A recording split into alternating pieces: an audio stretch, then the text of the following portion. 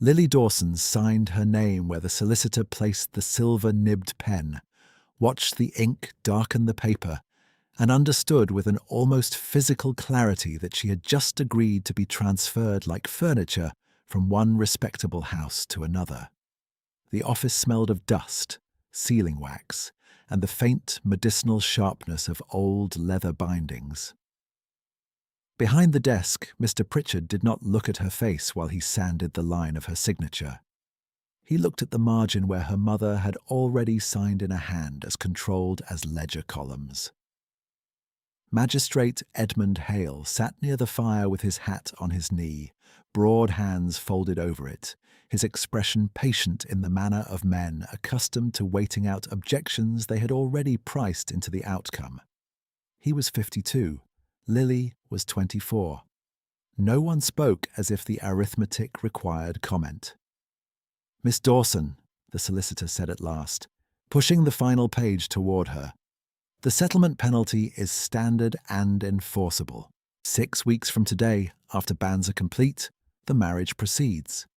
If it does not, the Dawson estate remits £800 to Magistrate Hale for reputational injury and contracted loss."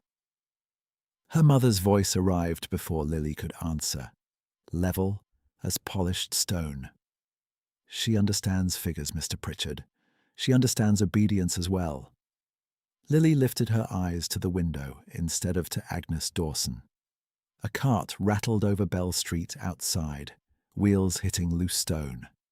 A bakery boy ran past with 2 trays balanced on his shoulder, flour on his sleeve, and heat still rising from the bread.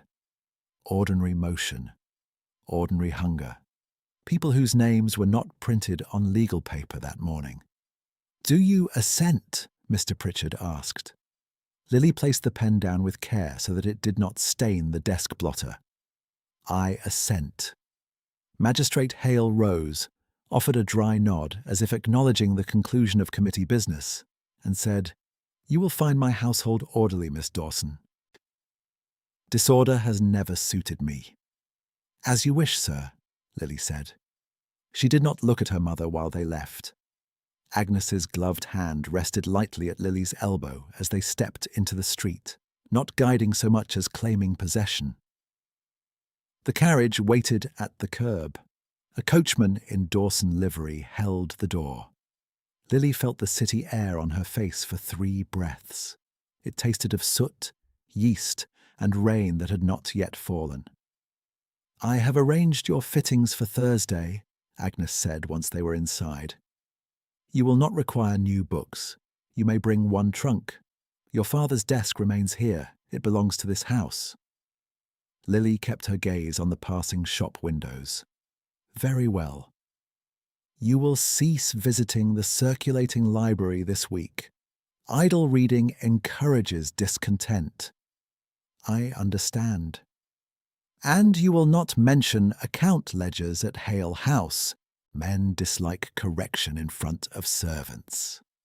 Lily's hand, resting in her lap, tightened once around the reticule string and then loosened. "As you say." Cruelty could have been easier if it had arrived hot and loud. Agnes delivered it in inventory lines, each instruction clipped, each adjustment practical, each sentence built to suggest that no feeling had been denied because none had ever been due. Lily had grown up inside that cadence. Pour tea, mend lace, smile when called, do not read at table, do not speak of accounts, do not ask what your father intended, he is not here to answer. Month by month, request by request, her life had been reduced to a manageable household expense. By the time the carriage turned into Dawson Square, Lily had counted the numbers again in her head. £800 penalty, 6 weeks. Current allowance reduced last quarter and docked for minor faults would not cover even a tenth. Jewellery could be sold, but Agnes controlled the key to the strongbox. Her father's old notes on grain contracts remained locked in his desk, and Agnes had just said the desk remained here. The arithmetic was narrow but not closed. Earnings were not an allowance. Wages could not be withheld as filial discipline if there were no filial permission requested at all. Inside the townhouse, footmen took their wraps and vanished as quietly as receipts filed in a drawer. Agnes moved toward the morning room where callers would soon arrive and spoke over her shoulder. "You will prepare tea for Lady Burrow and the Vane sisters. Use the gold-rimmed service. And, Lily, no opinions." Lily inclined her head. "Yes, mother." In the pantry she set the tray, checked each cup for chips, folded the napkins to exact triangles, and listened to voices gather in the room beyond. Silk against upholstery, polite laughter, the rustle of newspapers. She entered when summoned. Then Lady Burrow examined her as one might inspect porcelain before purchase. "Such a relief you have settled the Heir matter," Lady Burrow told Agnes. "Girls who delay become difficult to place." Agnes took tea without sugar. Efficiency spares embarrassment. The Vane sisters giggled into their cups. One of them asked, "Is he very stern, this magistrate?" "Usefully so," Agnes said. "My daughter will be comfortably governed." Lily poured without spilling. Her wrist remained steady. She set the final cup down, stepped back, and looked at no one long enough to invite further comment. Later, in the sewing room, she hemmed a lace cuff, while Agnes reviewed invitation cards at the escritoire. The light shifted from white to amber across the carpet. Servants carried coal. A clock ticked with irritating confidence. "At 7, Agnes said, eyes still on the cards. "You will walk with me to St. Martin's and offer prayers of gratitude. Public gratitude. People observe these things. I have an errand in Bell Street at 7. The pen in Agnes's hand paused. "You do not have errands." "I do now." Agnes turned then, and for the first time that day, looked directly at her daughter. Her eyes were pale and dry, almost colourless, revealing nothing but calculation. "Explain." Lily set down her needle. "I accepted temporary work at Bell Street tea rooms. Evening shifts. 6 weeks." Silence held for a breath too long.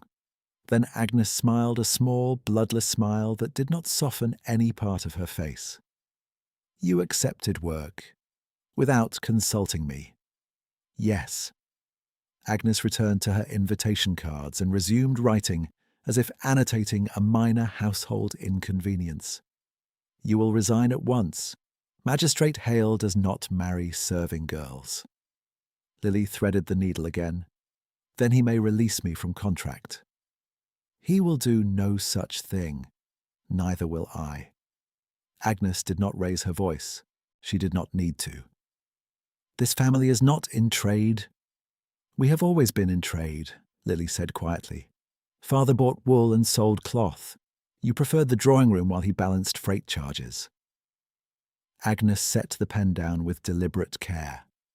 "Your father understood appearances better than you do." Lily thought of the closed desk upstairs, of keys that had changed hands before grief had cooled, of bills redirected, rents called in early, and her own allowance itemized to the half-crown. Something harder than fear settled into place beneath her ribs. "At 7, she said. "I will be on Bell Street." Agnes looked back to the cards. "Then your allowance is suspended immediately. Carriage privileges removed. Your maid dismissed. Any wages you imagine earning will be surrendered against household debt." Lily rose, folded the hemmed cuff, and placed it beside Agnes's elbow. "Noted."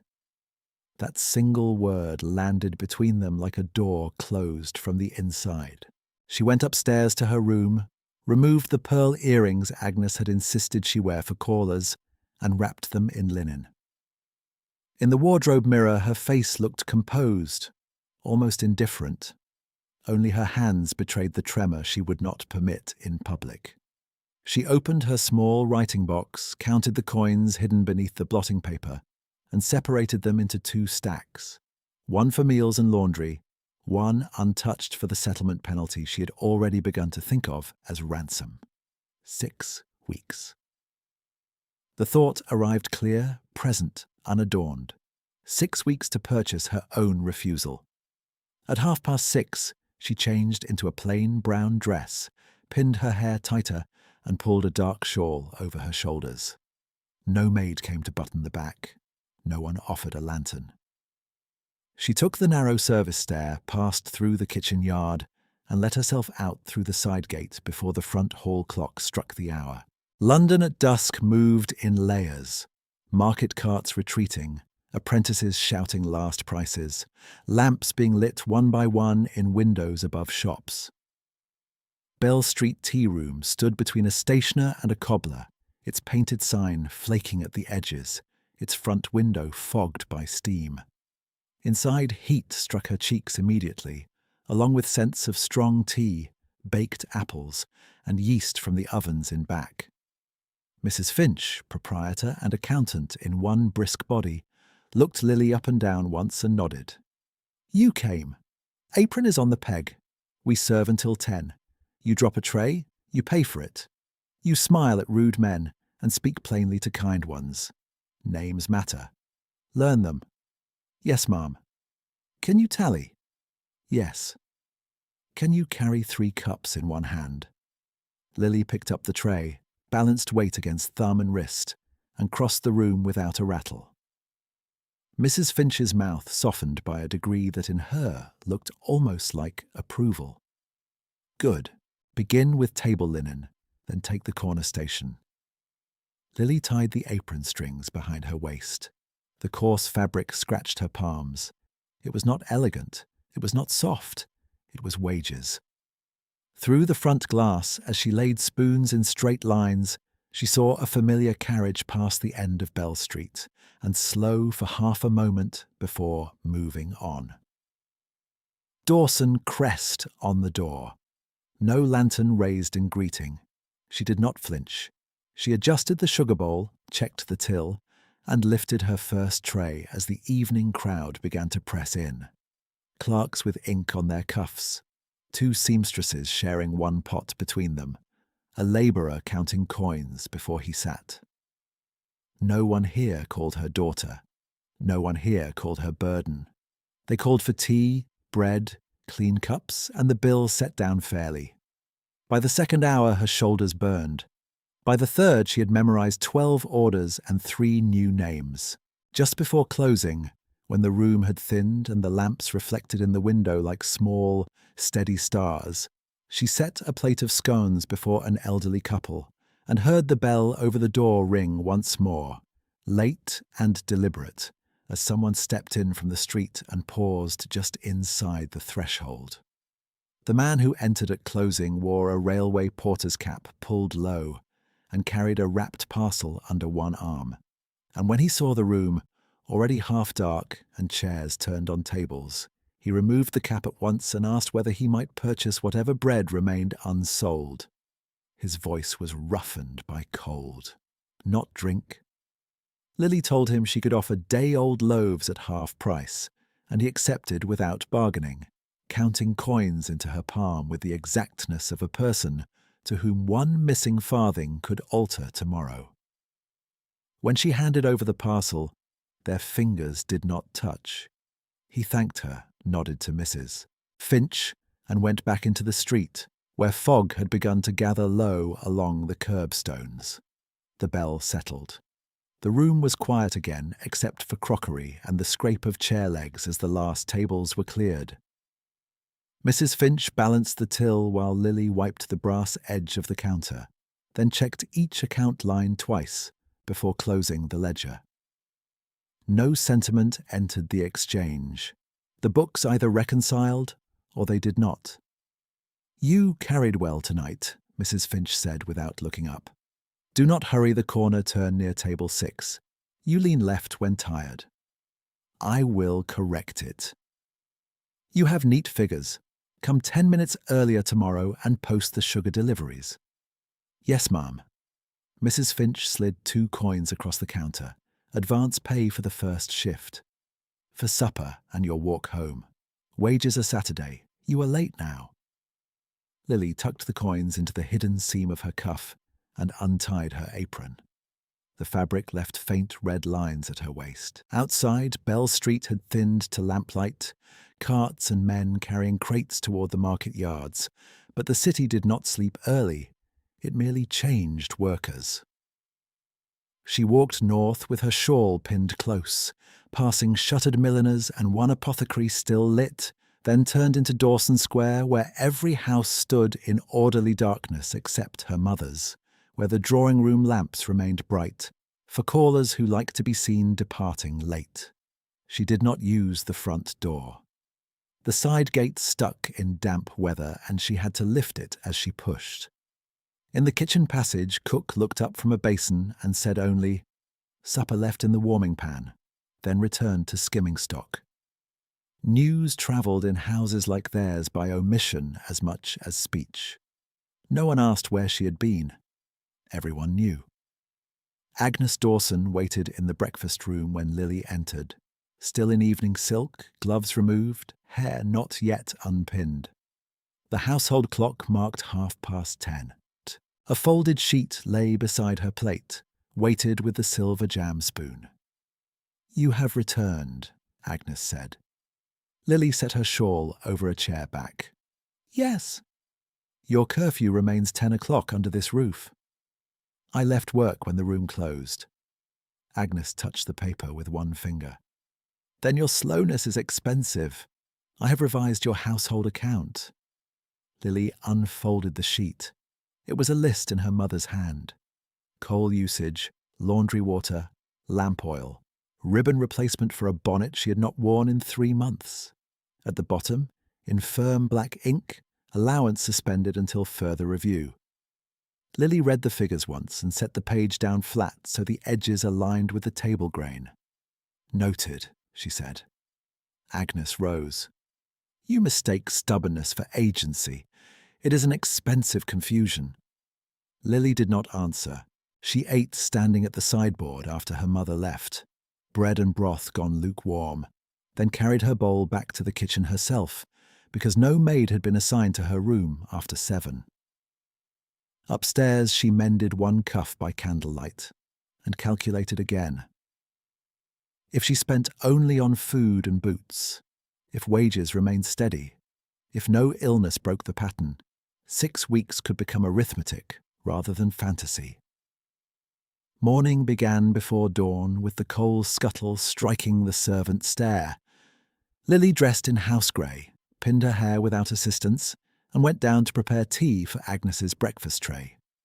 By 8, she had copied invitation replies, sorted invoices, and stood through 2 visits in the morning room while her mother discussed dowry lace with women who spoke of marriage as if ordering drapery. Lily poured, cleared, and refilled. She was present to the inch, absent by design. At noon she asked the footman for the key to her father's desk, and received the expected answer before he spoke. "Mrs. Dawson's instructions are explicit, miss." She thanked him and moved on. In the pantry, she scraped wax from old seals so the sticks could be melted and reused. In the schoolroom, she packed 3 boxes of books Agnes had marked for sale. Each volume turned spine inward so titles would not invite delay. Euclid, sermons, one worn atlas with her father's penciled notes in the margins. She paused over that, and then placed it in the crate with the rest. That evening repeated itself with minor cruelties sharpened by precision. The walk to Bell Street, 6 hours of service, the side gate lifted in silence, the warming pan gone tepid by the time she reached it, and Agnes's ledger left open to a new column of charges. No shouting, no scenes, only figures. By the next morning, Lily could have predicted each hour's demand before the clock confirmed it, and she met each one anyway, because routine, unlike argument, could be endured and used. On Tuesday, Agnes announced at luncheon that magistrate staff would begin measuring draperies in Lily's future rooms. "You will present yourself at Hale House on Thursday at 11, Agnes said, slicing pear with a knife thin as a pen nib. You will approve furnishings and refrain from correction. I work Thursday evenings. This concerns your marriage, not your employment. Lily folded her napkin once. My employment concerns whether I can meet the settlement penalty. Agnes took one bite of pear. You will not meet it. The sentence landed with the same tone she used for weather reports and butcher accounts. Lily lifted her glass, drank water, and set it down without a sound. We shall see. Agnes's eyes lifted, pale and dry. You confuse arithmetic with leverage. You possess the first. I possess the second. After luncheon, Lily walked to Bell Street without carriage, boots damp from a brief rain that had not cleared the soot from the air. In the tea room she learned where flour sacks were stored so rats could not reach them, which regular preferred chipped china because he trusted what had lasted, which widower paid for 2 cups, though he drank one because the second had been his wife's habit. Mrs. Finch's nephew Ben burned his wrist on a kettle spout. Lily wrapped it and took his tables until he could grip again. None of it was grand. All of it mattered. Wednesday brought a small mercy in hard form. Mrs. Finch moved her from floor service for an hour to the back ledger, where invoices sat in a stack tied with string. Lily corrected a sugar total, flagged short-wait tea, and drew a cleaner route map for morning deliveries that cut 1 wasted lane and 15 minutes of horse time. Meals. Finch studied the page, grunted once, and said, You think like a shopkeeper, not a parlour ornament. Lily tied fresh string around the corrected stack. My father taught me freight before French. Then he taught you value. Mrs. Finch tucked the map into the ledger cover. Do not let society educate that out of you. When Lily reached Dawson Square near 11, the front windows were lit for an impromptu card evening Agnes had not announced at breakfast.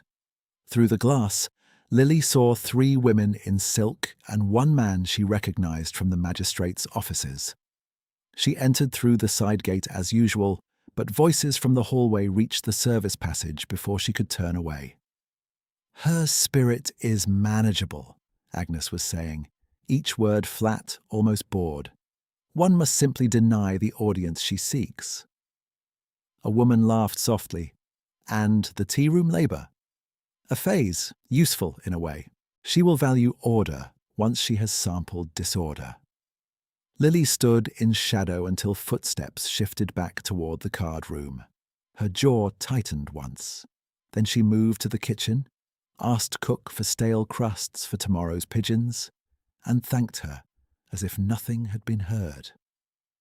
Thursday evening, the tea room filled early with clerks paid that day. Seamstresses celebrating one sister's engagement, 2 apprentices arguing over boxing in voices too loud, until Mrs. Finch separated them with a look. Steam clouded the front window. Candles burned lower than usual because oil had been delayed. Lily carried 4 pots in succession and felt the ache at the base of her spine settle into a familiar line she could ignore. The bell rang just after 9, and the man who stepped in did not belong to the hour's usual trade. His coat was patched at both elbows and brushed clean despite age. He was broad-shouldered, dark-haired, with hands marked by flour at the cuffs and small ink smudges near the thumb, details that sat oddly together. As he lifted his head to speak, Lily recognized the same roughened voice and the same steady dark eyes from the porter-capped customer who had bought day-old bread at closing earlier in the week. His eyes were dark as wet walnut wood and too attentive for a drifter. They moved once around the room and took stock without seeming to stare. He waited until Lily reached the counter. What is the price of custard tart? 3 pence the slice, she said. And tea? 2 pence plain, 3 with milk. He nodded, reached into his pocket and set out coins in a careful row. 1, 2, 3, 4, then a halfpenny worn smooth at the rim. He looked at the coins, then at the glass case where 2 tarts remained, and said in a measured voice, I cannot afford dessert. The dignity of the declaration, offered with the composure of a man announcing weather, struck Lily at exactly the seam where exhaustion met absurdity. A laugh escaped her before she could catch it, low and brief, not unkind. She slid one slice onto a plate, set it before him, and answered, "Then tonight it costs nothing." For a second he said nothing. His gaze lifted to her face. Not offended, not grateful in the performative manner she had seen in men who intended to trade thanks for favor, simply assessing what had just happened. Then he inclined his head once. "You are certain?" "I am." "Then I accept." He carried the plate to the small table by the window and ate slowly, with full attention to each bite, as if the tart were not charity, but something to be respected because labor had produced it. He drank plain tea. He left no crumbs on the saucer. When he rose to leave, he brought both cup and plate back to the counter rather than abandoning them for staff. "Thank you, miss. Good night, sir." As he reached the door, a carriage rolled past at reduced pace, wheels muffled on damp stone. For a brief instant, the interior lamp illuminated the crest on the panel. Dawson. Lily saw her mother's profile through the glass, chin lifted, gaze fixed not on the street ahead, but directly through the tea-room window. The carriage did not stop. It moved on. Lily turned back to the till, entered the man's tea in the ledger, and left the tart line blank. Mrs. Finch glanced over her shoulder at closing and said, "Short by 3p." "I covered it," Lily replied, already placing coins from her cuff onto the counter. Mrs. Finch studied her face for a moment, then closed the ledger without comment. At Dawson House, Agnes waited in the same breakfast room as Monday, this time with no paper prepared in advance. She had removed her jewellery and looked younger for it, though no softer. "I observed your performance on Bell Street," she said. Lily removed her gloves finger by finger. "Then you saw a full room and clean service." "I saw my daughter feeding a man from the street as if she were born to public kitchens." Agnes folded her hands. Vulgarity is often mistaken for compassion by women with no discipline. Lily set her gloves beside the lamp. "He was short 3p. And you were short judgment." Agnes rose and crossed to the escritoire, where she opened the household account book to Lily's page. "The amount will be docked, precisely." She wrote the figure with deliberate care, blotted it, and turned the book so Lily could read the entry. Deduction, 3p. Reason, unauthorized gratuity. Lily looked at the line, then met her mother's eyes. Noted. Agnes closed the ledger. "You will learn." Lily lifted the ledger herself, returned it to the shelf in proper order, and extinguished one lamp to save oil before she left the room. Upstairs, she untied her hair in darkness and lay awake long enough to hear the quarter-hour bell strike twice. 3p had bought a slice of tart and revealed the terms clearly. Under her mother's roof, kindness would be audited like theft. On Bell Street, it was still hers to spend. The quarter-hour bell sounded again somewhere below her ceiling, and Lily lay still in the narrow bed with her hands folded over the blanket, listening to the house settle into its expensive silence. In the dark, she could still see her mother's neat black entry in the ledger as clearly as if the page were held before her eyes. 3p. Unauthorized gratuity. Her life had been translated into columns so completely that even mercy now carried a line item. She turned once, pressed her cheek to the cool linen, and counted tomorrow in tasks instead of fears. Tea trays at dawn, correspondence by 8, fittings at 11 if Agnes insisted, Bell Street by evening, ledger before close. Numbers calmed because numbers behaved. At last, she slept in short, shallow intervals until the first coal delivery rattled through the servant passage, and morning resumed its authority. By 6, She had laced herself into house grey and carried the breakfast tray to Agnes's door. Her mother accepted it with no mention of Bell Street, no mention of the man in the patched coat, no mention at all of the deduction already entered. Administrative cruelty had one advantage: it did not waste breath. Lily set out letters in the morning room, copied 2 invitations in Agnes's preferred phrasing, and stood through a visit from Lady Burrow, who spoke of spring assemblies and suitable matches, as if women were parcels to be routed efficiently across counties. At 9:30, Lily asked leave to fetch sealing wax from Bell Street stationer, before evening trade exhausted stock. Agnes did not look up from the correspondence she was revising. "You have 1 hour," she said. "Return by 10:30. If you are late, your luncheon is removed from account." Lily inclined her head and left before the sentence cooled. Bell Street smelled of wet stone and hot bread. The tea-room door stood open to air out the night's steam, and inside, Mrs. Finch was already at the counter with invoices spread in ranked stacks, spectacles low on her nose. Ben, the nephew with the healing wrist, hauled chairs down from tables, while a narrow-shouldered scullery girl scrubbed cups at the back sink, sleeves rolled to the elbow. "You are early," Mrs. Finch said without greeting. "Good. Sugar delivery came short again. Post this before noon." Lily moved behind the counter, tied on her apron, and reached for the ledger. How short? £4 on paper, 6 in reality. Mrs. Finch tapped a line with blunt finger. "Someone thinks I do not weigh." Before Lily could answer, the bell over the door gave a single restrained note. The man from the night before stood on the threshold in morning light, porter's cap absent this time, patched coat brushed, parcel wrapped in brown paper and tied with twine. Flour dusted one sleeve near the cuff, ink marked the side of his right thumb. Mrs. Finch glanced up with merchant caution. "We are not open." "I know," he said. "This is not for sale." He held out the parcel. "For your staff. Currant buns. 2 dozen." Ben stared.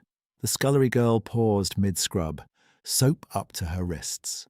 Mrs. Finch did not take the parcel immediately. "From where?" "From the ovens 2 streets over. Baked at dawn." "That tells me nothing." He gave a small, almost private smile that vanished quickly. "Then call it repayment for yesterday's courtesy." Mrs. Finch accepted the parcel at last, untied the string, and inspected the top layer with the suspicion of a woman who had been cheated often and had learned to survive by assuming nothing. The buns were still warm, glazed thinly, currants evenly distributed. Her suspicion did not disappear, but it shifted. "We do not serve free food to customers," she said. "I did not ask you to." He turned toward the back sink where the scullery girl stood frozen with a cup in her hand. "Elsie, is it not?" She blinked in surprise. "Yes, sir." "You dropped 3 plates last week and still came back the next day." His tone was matter-of-fact, not patronizing. "That deserves breakfast." A flush rose in Elsie's cheeks above the soap line. No gentleman had ever used her name in that room. Ben looked from one face to another as if trying to place a trick that had not yet revealed itself. Lily had been standing with the sugar invoice open in her hand. At the sound of Elsie's name, she lifted her eyes, and for one suspended moment, the man looked at her directly. His eyes were dark as wet walnut wood, and there was no request in them, no practiced gratitude, no effort to charm.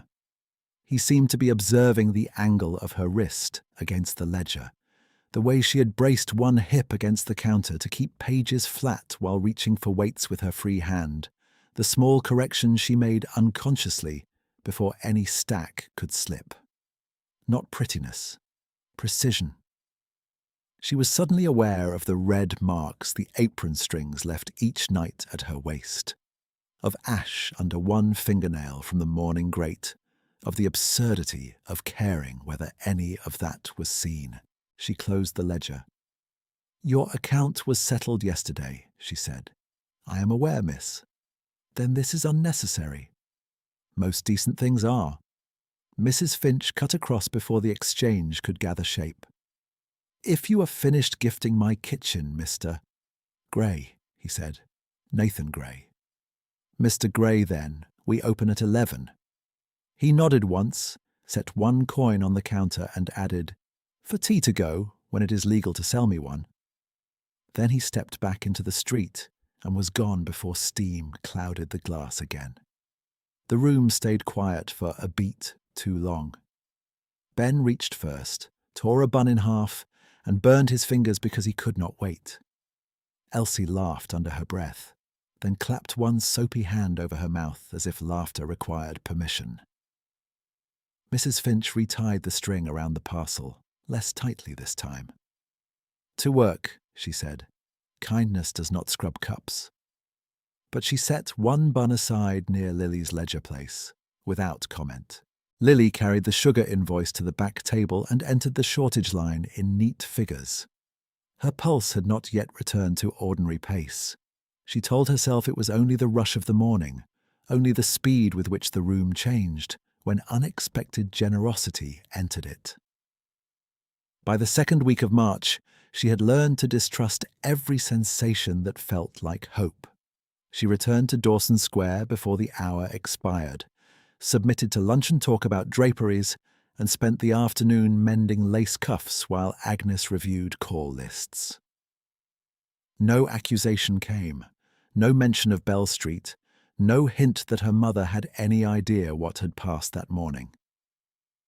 At dusk, she walked back to the tea room for service and found the day moving quickly toward its close, as days did now, by labour and by light. Mr. Gray came in just after 7, paid for plain tea and bread, and asked no favours. He sat near the side window where he could see both door and counter without turning his head.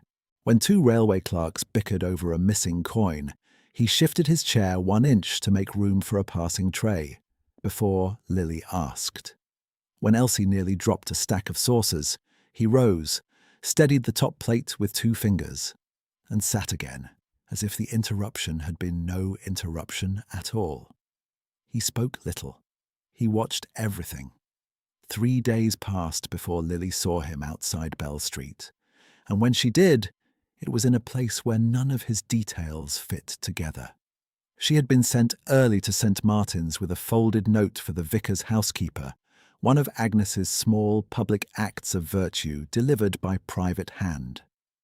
Dawn had barely lifted. Church steps held a thin sheen of moisture, and the city was still between shifts.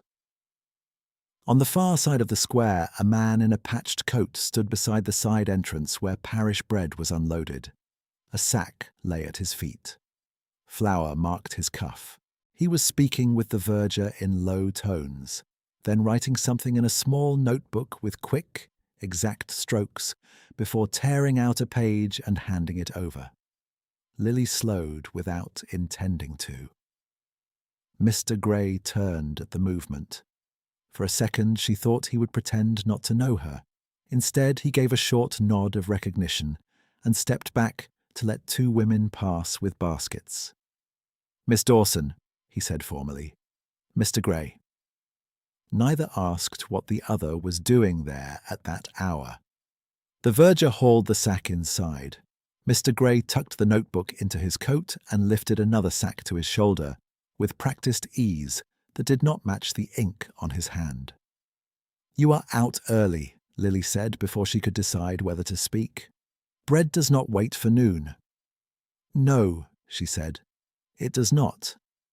He inclined his head again, a courteous dismissal rather than an invitation, and moved toward the lane behind the church. Lily watched him go long enough to notice that he favoured his left foot on the slick stones, not from injury, but from habit, as men did who had spent years carrying weight through narrow passages. She delivered Agnes's note, accepted the housekeeper's polite thanks, and told herself there was no contradiction in a man who wrote figures and hauled flour. London was full of men with mixed hands. By Saturday market day, contradiction had acquired a pattern. Bell Street's noon rush always spilled toward the open stalls, where fishmongers shouted over one another and spice sellers defended prices as if defending honour. Mrs. Finch sent Lily with Ben to verify butter rates before committing next week's order, and they cut through the market lanes with baskets on their arms.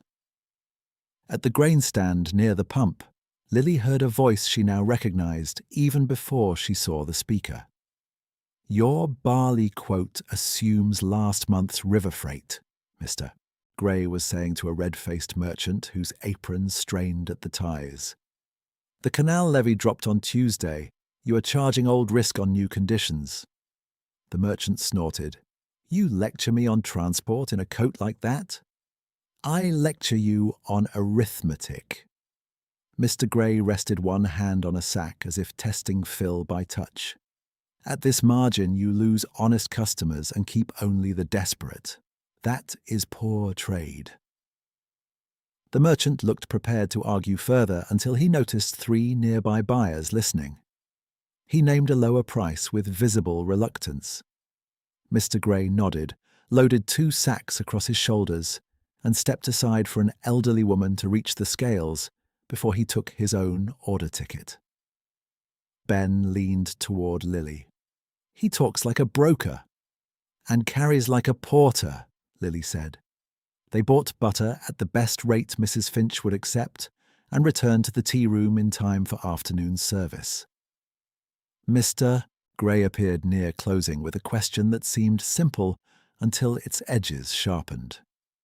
"How many pence do you lose each week to spoiled cream?"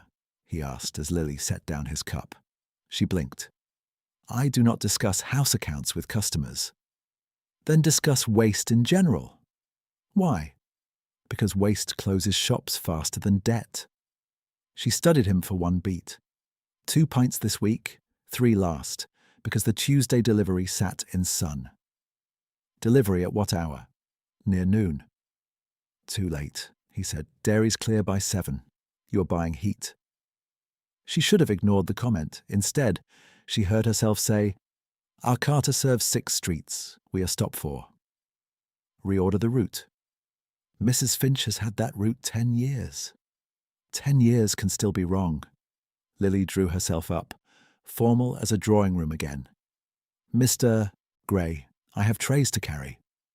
He looked at her a moment, then reached into his coat and placed a folded scrap on the table beside his saucer. "If she wishes to test another route, this is one possibility. Use it or burn it." She did neither immediately. She finished her round, collected payments, soothed one quarrel over seating, and by habit reset the sugar bowls before she returned to clear his table. He had gone. The scrap remained, weighted by the empty cup. On it, in compact, disciplined hand, was a sequence of streets and times that shaved nearly 20 minutes from the existing circuit and moved cream delivery to the first hour. She carried the note to the back ledger desk and set it beside Thursday's invoice discrepancy. Mrs. Finch found both after close, read the route once, then again, and said only, "If this works, I buy him tea for a month." On Monday they tested the route. The cream arrived cool.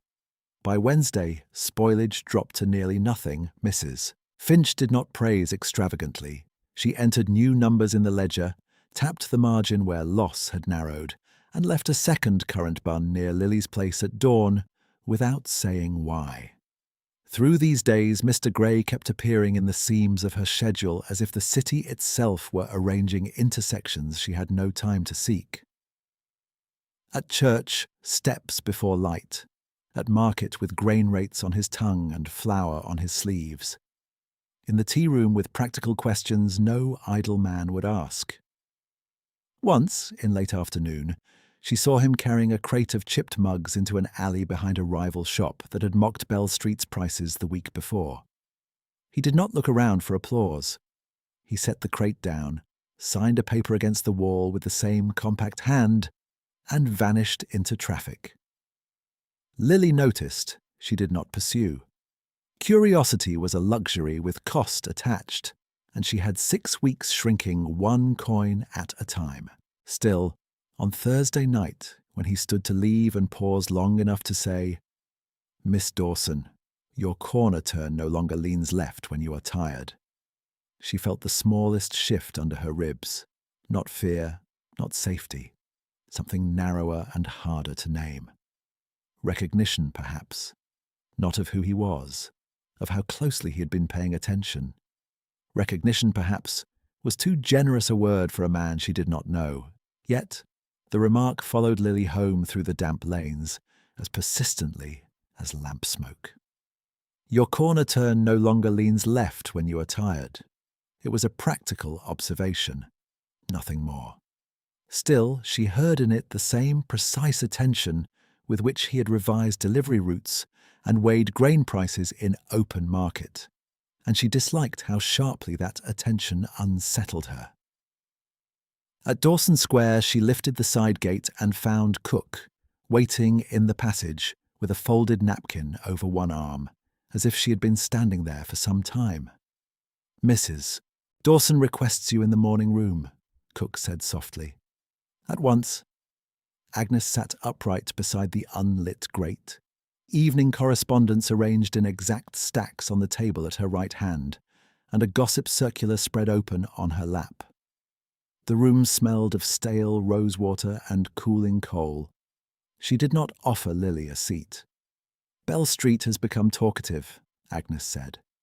"Apparently my daughter dispenses pastry to men who sleep beside ovens and speak to errand girls by their first names." Lily set her gloves on the back of a chair. "I served a customer who was short of coin." Agnes lifted one shoulder in a fractional movement that carried more contempt than anger. "You will report him if he returns." Lily kept her expression still. Report him for what offence? For existing where he ought not. Agnes folded the circular once and laid it aside. "Constable Reeves has already asked whether he is the same man seen near the bakehouses on Kent Lane. Vagrancy is sufficient. Suspicion is often enough. You will answer directly when asked. He has caused no trouble in the tea room. Your function is not judgment."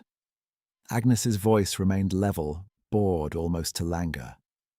"It is compliance. If that man enters Bell Street again, you will send word. You are already too visible in this matter." Lily inclined her head because refusal, spoken there, would only narrow her options for the next day. "As you wish, mother."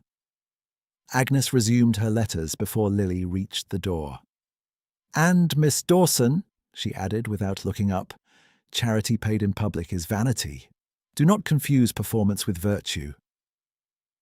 In her room, Lily lit one candle, opened the writing box beneath her washstand, and counted the hidden coins she had arranged in 2 small paper rolls. One for meals and laundry, one untouched for freedom. She did not sleep quickly. The city clocks marked midnight, then 1. By dawn, her jaw ached from holding itself still. Before leaving for Bell Street, she wrapped half of the untouched roll in plain paper, slid it into the inner lining of her reticule, and closed the seam with 3 quick stitches. The next morning, Bell Street moved at a rougher pace than usual. A dairy cart had broken an axle near Fleet Lane, delaying milk and cream along 3 streets. 2 clerks came in arguing over unpaid wages before breakfast had even ended.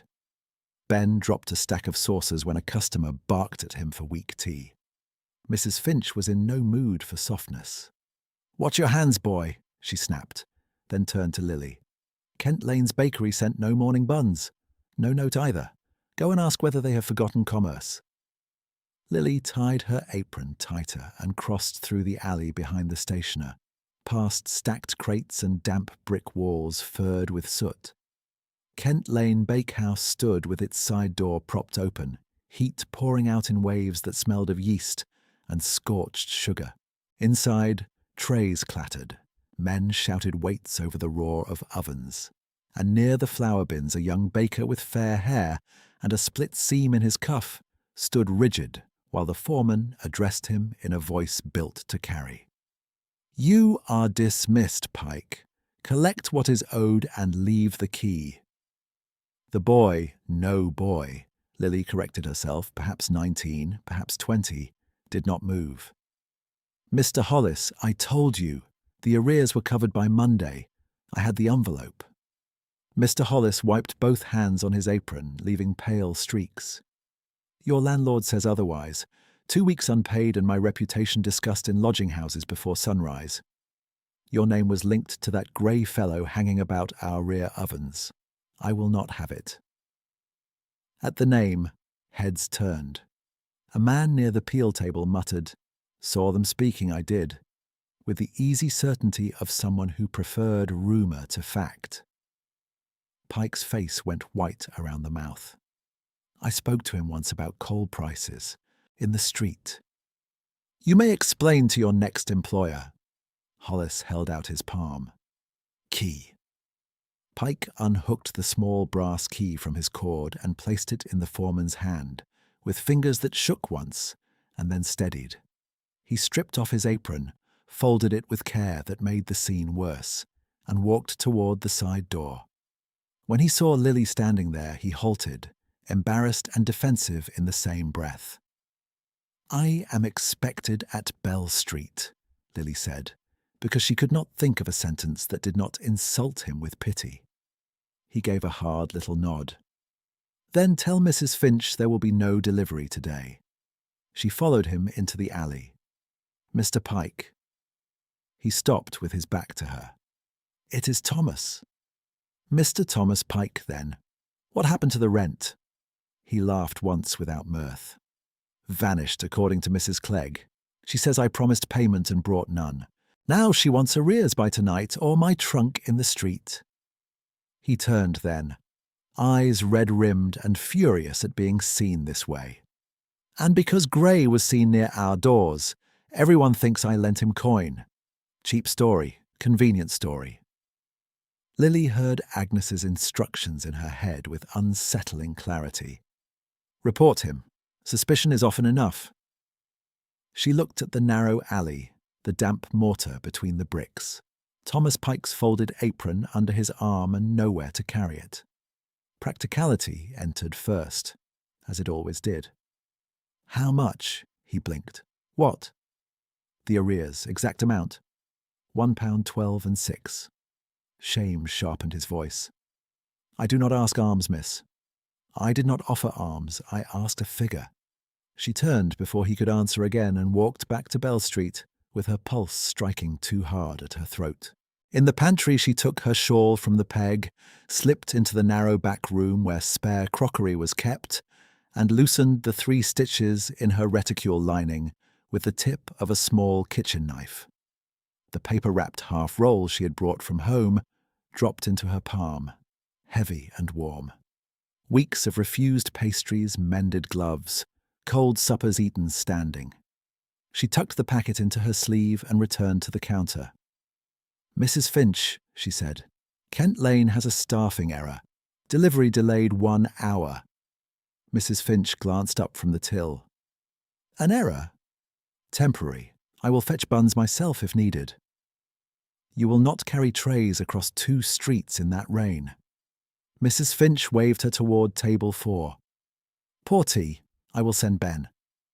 By the first week of April, Lily had learned how to leave a room without drawing notice. Pick up a ledger, walk as if you are carrying instruction rather than intent, and do not hurry until you are out of sight.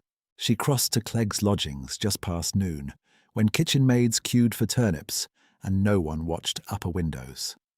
Mrs. Clegg received her in a hallway that smelled of boiled cabbage and paraffin. "I settle Mr. Pike's arrears," Lily said. £1.12 and 6. Mrs. Clegg's eyes narrowed with immediate suspicion. "From whom?" "From a customer account he misposted." "That is not my concern." "No, your concern is rent." Lily held out the packet. "Count it." The woman counted twice, then licked her thumb and counted once more. "Short by 6pence." Lily opened her reticule added the coin from her meal money, and waited while Mrs. Clegg entered the amount in a grubby notebook. "Receipt," Lily said. Mrs. Clegg hesitated. "No one asks for one." "I do." She tore a strip from the bottom of the page, wrote "paid in full through quarter day," and marked it with a blotched signature. Lily folded the receipt into her glove. At the end of the corridor, a stair creaked. She glanced up and saw, through the half-open door to the yard, a familiar patched sleeve at the gate. Then only movement, as the figure stepped back out of sight. She told herself she had imagined it. When she returned to Kent Lane with the receipt before evening rush, Thomas Pike was sweeping ash from beneath the cooling racks, apron back on, face set in the blank concentration of someone who had paid for his reprieve with pride. Mr. Hollis stood beside the flower bins with his arms crossed. "This should settle your concern," Lily said, handing the receipt to the foreman. Hollis read it, frowned, then looked at Pike. "And this was from where?" Lily answered before Pike could speak. "From Bell Street's account correction. I entered his payment against lamp oil in error. The discrepancy was mine." Hollis stared at her as if recalculating the room. "You mismanaged your own till and sent him to shoulder blame?" "Yes." Pike made a quiet sound of protest. Lily did not look at him. The story had to hold with one speaker. Hollis handed back the receipt. "Then keep your figures cleaner, miss. I do not run a charity kitchen." "Nor do I," Lily said. Word moved faster than carts in those lanes. By the time she reached Bell Street, Ben had already heard that Lily Dawson from the tea room had confused two accounts and nearly cost a baker his place. The tale lost detail and gained certainty with each retelling. Mrs. Finch closed the ledger at day's end and fixed Lily with a long, unreadable look. "Did you mispost funds on my books?" "No, Mum." "Then why say you did?" Lily set the sugar scoop down exactly parallel to the jar. "Because the alternative served no one." Mrs. Finch's mouth tightened. "Your reputation is becoming expensive." "I am aware." For 2 days, Mr. Gray did not appear. The absence annoyed her more than it should have. On the third evening, he came in at 8:30, rain-dark coat clinging at the shoulders, and took his usual table near the side window. He ordered plain tea and bread, paid in exact coin, and after she set down the tray, he said, without preamble, Thomas Pike retained his place.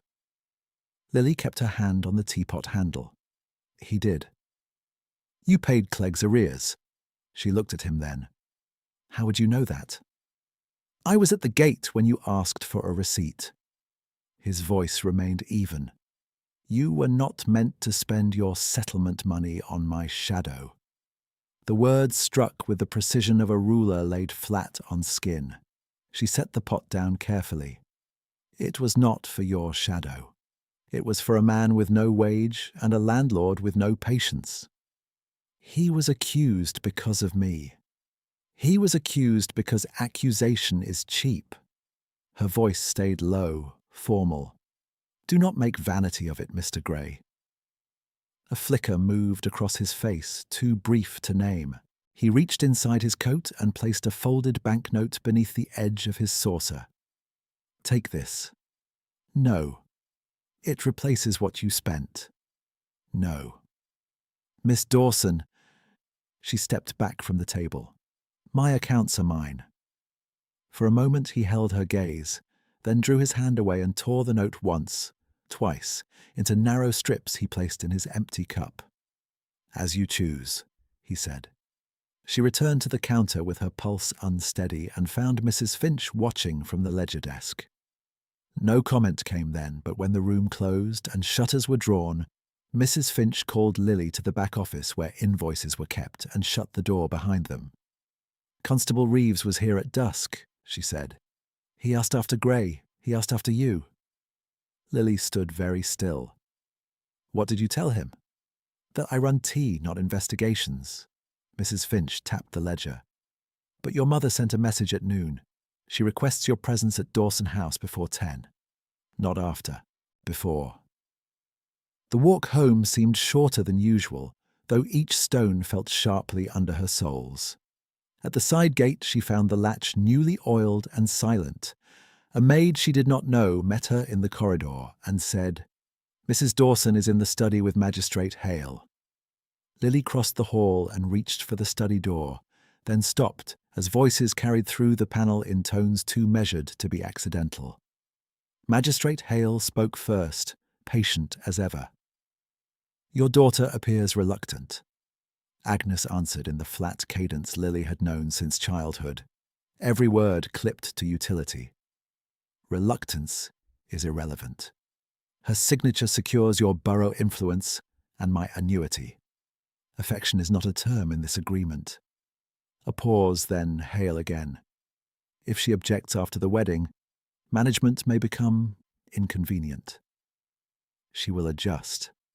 Agnes's chair creaked softly. "And if she does not, she will still produce an heir. That is the practical outcome." Lily's hand went hard against her stomach. The corridor tilted for one brief second and then held. Heat rose under her collar and left her fingers cold. She focused on the brass doorplate until its edge stopped blurring. Inside, a glass touched wood. Agnes said, "Send her in." Lily lifted her hand from her stomach, smoothed the front of her plain dress, and opened the study door with a steady wrist. Lily lifted her hand from the brass plate and stepped into the study as if she had entered for ordinary instructions, though the words she had heard through the door were still moving through her like cold iron. Agnes sat at the writing table with one ledger open and a second stacked beneath it. Magistrate Heir stood near the mantel, broad shoulders filling the firelight, his gloves tucked beneath one arm. Neither looked surprised that she had paused outside. "You are late," Agnes said. "Shut the door." Lily did, and the latch settled with a small, final sound. Heir inclined his head in the courteous way he used when issuing commands he wished to disguise as favours. "Miss Dawson, your mother informs me your recent employment has created commentary. Commentary can be managed. Defiance cannot." Lily folded her hands before her so no one could see the slight tremor in her fingers. "I have met every appointment required of me." "You have met them while attaching your name to street commerce and unsuitable acquaintances." Agnes turned one page of the ledger. "Constable Reeves has made inquiries. This household will not be drawn into police gossip because you wish to play at hardship." Lily's voice came out level. "What do you require?" "Immediate resignation from Bell Street," Agnes said. "A written apology to Magistrate Heir for conduct inconsistent with your future station. You will remain at home except for church and fittings. The side gate key is returned tonight." Heir added, "Banns will be read Sunday. We proceed without delay." Lily looked at him then, fully, and saw what she had always seen. Not cruelty sharpened by passion, not a man wounded by affection, only administrative intent. A place to be filled, an heir to be produced, influence to be secured. Her throat tightened once. She swallowed against it. "My signature secured your borough influence," she said quietly. "My mother made that clear." Agnes's eyes flicked up, pale and dry. "Do not indulge theatrics." Lily reached for the ring on her left hand, the plain gold band Heir had sent after contracts were signed. It had always sat a little loose, catching against thread when she worked. She slid it off without haste, crossed to the writing table and set it on the blotter beside Agnes's pen. Heir's expression did not alter for a heartbeat, then hardened by a degree. "That is inadvisable." "It is accurate." Agnes did not raise her voice. "You will pick that up." Lily met her mother's gaze. "No." Silence widened. Firelight shifted against the glass-fronted bookcase and settled again. Heir placed his gloves on the mantel. Miss Dawson, the settlement penalty is enforceable. £800 is not a symbolic number. If you leave this arrangement, your mother's estate pays immediately. Litigation follows. You will have no roof that receives you. Lily heard each term and felt, beneath fear, a steadier line forming. Something harder than fear had already taken shape in her and refused to bend back into obedience. "I understand the figure," she said. "I also understand contract language. Coercion voids consent." Agnes laughed once without mirth. "You intend to argue law from a tea tray?" "I intend to decline transfer." "On what authority?" "My own." Agnes rose from her chair and smoothed her sleeves, bored contempt returning like a familiar scent. "Then hear me plainly, Lily. If you leave this house tonight, you leave without allowance, without references, and without claim on Dawson protection. You will be named unstable by morning and ungrateful by noon. Doors will close." Lily inclined her head. Noted. It was the same word she had given for deductions, for suspended meals, for each neat subtraction that had narrowed her life by design. This time it carried decision. She turned and walked out before either of them called her back. In her room, she lit no additional candle. The one already burning by the washstand was enough. She took the small brown valise from the wardrobe shelf and packed with the efficiency she had learned from years of being told what could be kept and what must be surrendered. 2 plain dresses, 1 work apron, stockings, underlinen, the brush with half its bristles missing, her father's worn atlas from the crate she had quietly reclaimed 3 days earlier, and the paper roll of coins with only a thin centre left after Clegg's receipt. She added needle, thread, and a folded ledger sheet on which she had copied Bell Street delivery revisions in her own hand. At the dressing table, she paused over the pearl earrings wrapped in linen. Agnes had counted them often. Lily left them where they were. When she closed the valise, the clasp clicked too loudly in the small room. She stood still until the pulse in her throat eased. Then she took 1 sheet of writing paper, wrote nothing on it, and set the blank page atop the pillow where explanation was expected and denied. By the time she reached the service stair, the hall clock was striking 9. In the kitchen passage, Cook looked up from a pan and froze when she saw the bag. Lily did not offer a speech. She touched the older woman's wrist once, a brief thank you in place of words, and moved on. The side gate opened without sound. Someone had oiled it that week to keep her monitored. Outside, the air smelled of damp stone, coal smoke, and bread, cooling somewhere out of sight. She did not take the direct road to Bell Street. She cut through narrower lanes where laundry lines crossed overhead, and no one from Dawson Square had business walking after dark. An hour later, with dusk fully down and lamps turning windows into squares of amber, she stood at the mouth of Kent Lane and looked at the door she had been warned never to approach.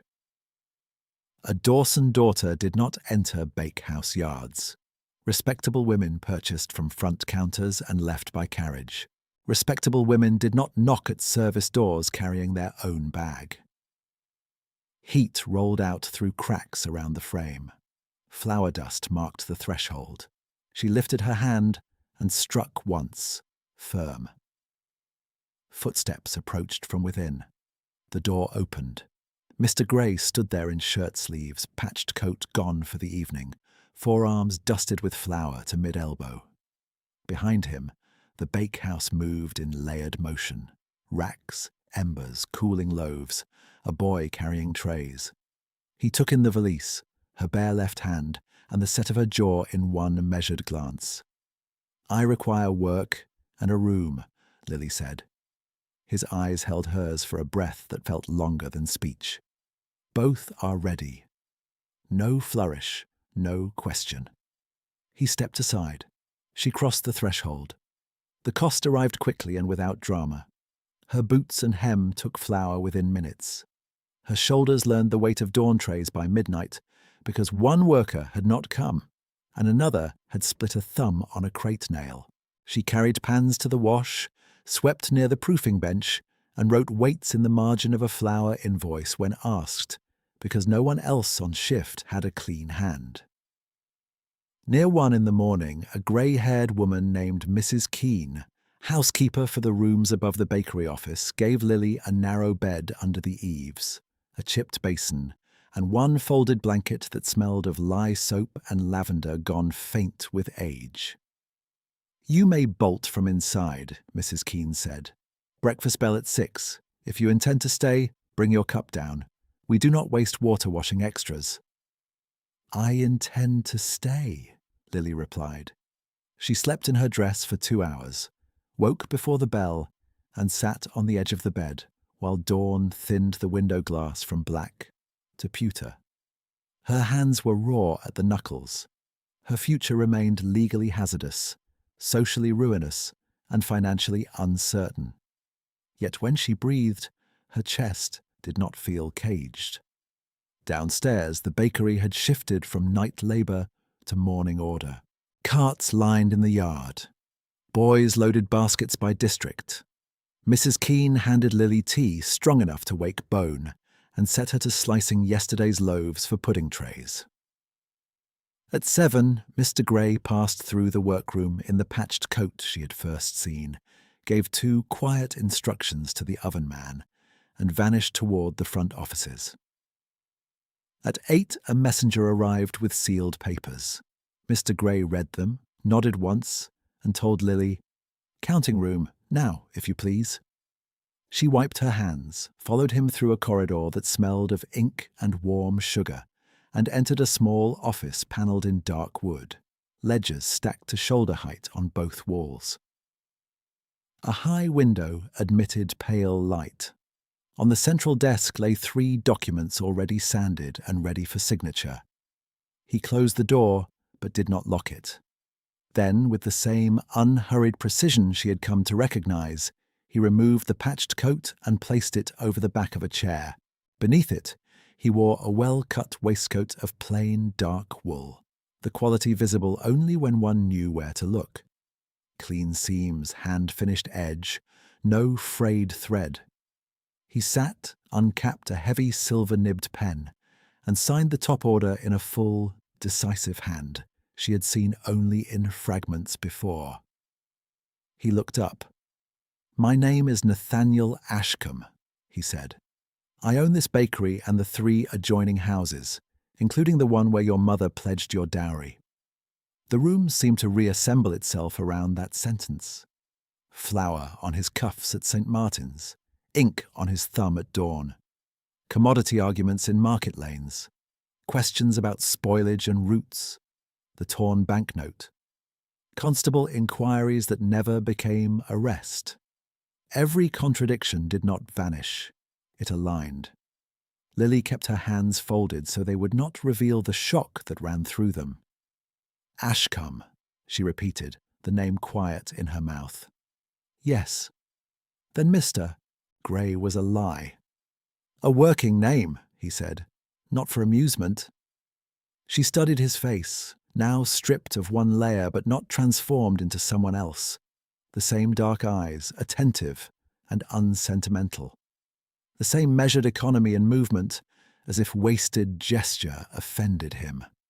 He had watched her balance trays, choose receipts over rumour, spend savings to protect a boy with no leverage.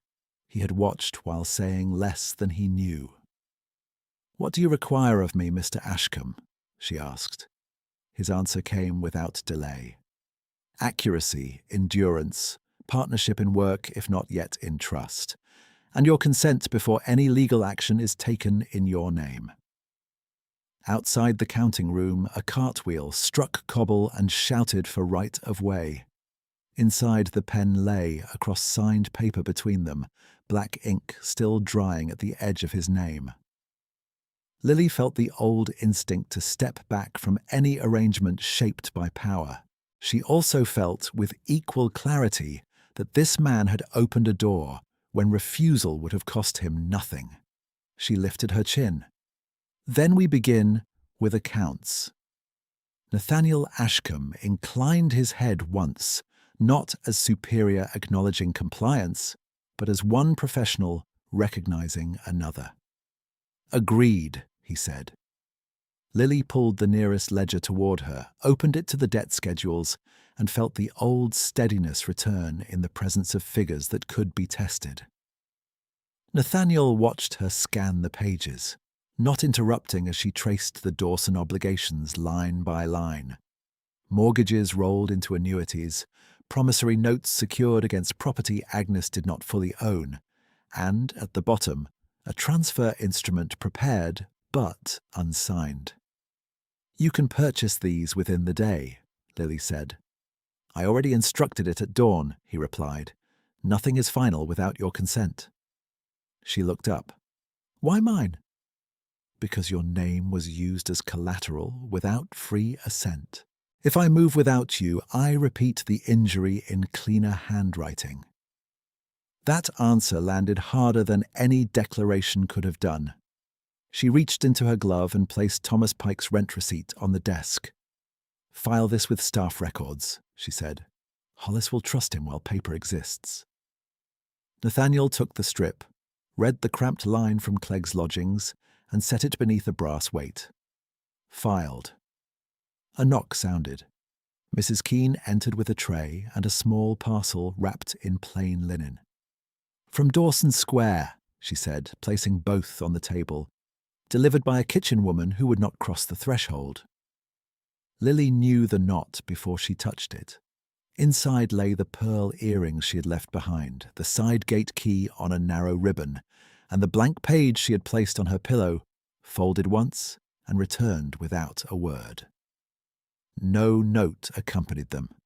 Nathaniel's gaze moved over the items and away again, granting privacy without pretense.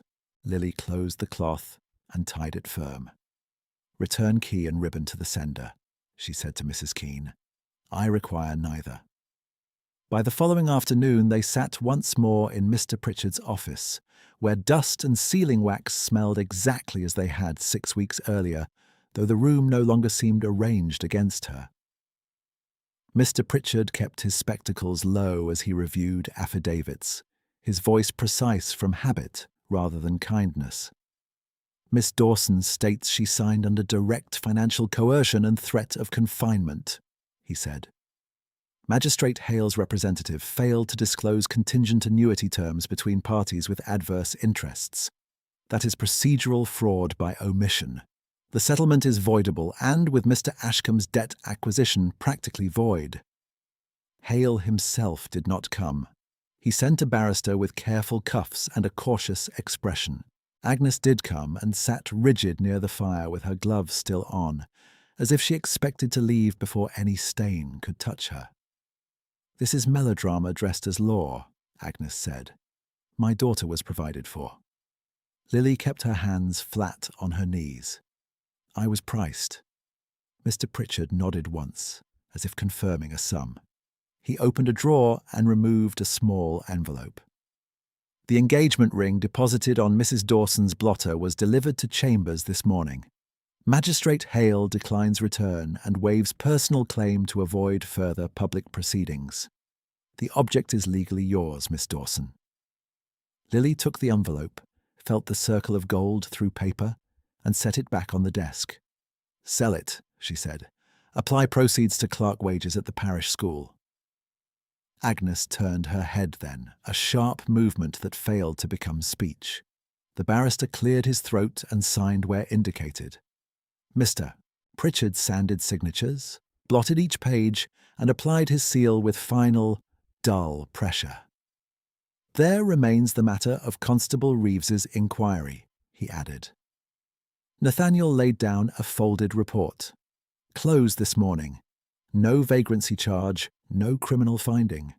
Misidentification of a property owner conducting night inspections." Mr. Pritchard read, then placed the report atop the file. "Noted for record." Agnes rose. "You have made your position plain, Lily." Lily met her eyes and heard no tremor in her own voice. "I have made it mine." Agnes left without farewell. The door shut softly behind her. Outside, London moved under a pale sky streaked with soot. Nathaniel offered Lily the interior seat of the carriage and took the facing bench, leaving the space between them unclaimed. After 2 streets of wheel rattle and market noise, he spoke. "I did not answer you fully yesterday." She looked from the window. "Which question?" "You asked whether Grey was a lie." "And?" "Grey was the name I used in rooms where money alters behavior before truth can be observed. I needed to know who counted fairly when no advantage was visible." He paused. "You did." Lily considered him in silence, then gave the smallest incline of her head. "Your left foot habit," she said. "Church stones, market lanes." A rare smile touched his mouth. It transformed him from guarded to unexpectedly young. "Old oven burn, winter, 12 years ago. It complains in damp." The carriage turned onto Bell Street. At the tea-room window, steam clouded the glass as it always had at the noon rush. Nathaniel did not order the carriage onward. He looked to Lily for instruction. "We stop," she said. Inside, Mrs. Finch stood over the till with her spectacles low, Ben carrying cups at her elbow, Elsie scrubbing at the back sink with speed and determination. The bell rang. All 3 looked up. Ben nearly dropped a saucer before catching himself. "Miss Dawson," he blurted, then corrected with visible effort. "Miss Lily." Mrs. Finch removed her spectacles. Her gaze moved from Lily's plain but better-cut dress to Nathaniel behind her, then to the packet of signed documents in Lily's hand. "You have come to collect references," Mrs. Finch said. "I have come with an offer," Lily replied. She laid the top sheet on the counter. "Ashcombe Bakery supplies your bread and buns at fixed rate for 6 months. First month reduced to offset spring shortages. In return, Bell Street trains 2 apprentices for front-of-house accounts and service. Paid training." Elsie's hands stilled in the washwater. Ben stared at the page as if it might vanish. Mrs. Finch read in silence, lips thinning at each clause, then looked up. "Why give me favourable terms?" "Because you kept clean books. Because you taught me names matter. Because waste closes shops faster than debt." Something unreadable shifted in Mrs. Finch's face, then settled into business. "I did not tell Reeves anything useful." "I know," Lily said. Mrs. Finch tapped the contract once. "And the evening you lied for Pike?" Lily answered plainly. "I would do it again, but now his receipt is filed and his wage is his own." Mrs. Finch signed with brisk strokes. "Then tell Mr. Ashcombe his currant buns were too sweet on the second tray and perfect on the first." From the doorway, Nathaniel said, "Noted, Mrs. Finch." Dry laughter moved once through the room and was gone. Lily shook Ben's hand because he stood too stunned to bow, then turned to Elsie. "Would you like apprenticeship in ledgers as well as service?" Lily asked. Elsie's eyes widened. "If I am permitted." "You are invited." By the second week of April, Lily stood in the bakery's front room at wage hour, sunlight striking flour motes into gold over the long counter where she had once feared to knock. Thomas Pike waited by the scale with his cap in hand. Mrs. Keene checked household purchases at the side desk.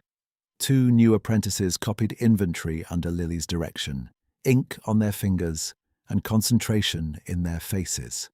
She called names, counted envelopes, corrected 1 transposed digit, and posted the weekly menu where all could see it before ovens lit for the evening batch. Nathaniel entered from the yard in shirt sleeves, flour at 1 cuff, and ink on 1 thumb exactly as she had first noticed. Contradiction now resolved into truth rather than puzzle. He listened while she settled a dispute over cart priority with 3 short questions and 1 decision that satisfied both drivers because it was fair and immediate. When the room emptied to its ordinary afternoon hum, he came to stand beside the counter, close enough that she could hear the faint roughness in his breathing from the stairs. "You belong here," he said. Lily glanced over the wage book, then closed it. "I belong where accounts are honest." He rested one hand on the wood, leaving space for her to step away if she wished. "Then hear this in the same spirit. I am opening the next shop on River Lane. I will not do it without you." She held his gaze. "As manager, as partner." His voice stayed measured, but she could feel the care in each word. "In contracts, in profit, in risk. And if you consent also, as my wife. No transfer, no purchase, no title used as leverage." The front bell rang once as a carter entered and, seeing the two of them, retreated politely to the yard. Neither hurried to fill the silence he left behind. Lily placed her palm flat on the closed wage book, the leather warm from her hand. In that room she had crossed from tolerated labour to authority earned in figures, choices, and costly decencies no one could now audit away.